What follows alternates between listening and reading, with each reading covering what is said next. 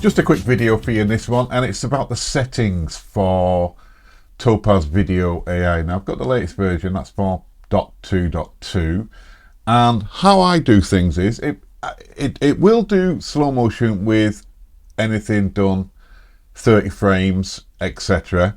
But you are best off, if you can, using 60 frames or above. Now with the footage I've just shown you at the start of this video, we were shooting at 128 frames per second, and we got it to 10 times slow motion. Right, always use the Apollo one, never use the Apollo, Faster, Chronos, etc. This one works best for me.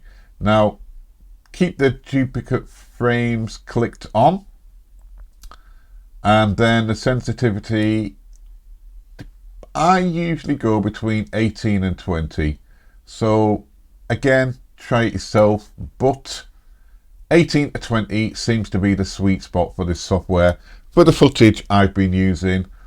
And yeah, if you export at 60 frames per second instead of your original footage, you can then additionally slow down by half again in your editing suite, so give you that little bit more slow motion if you want to.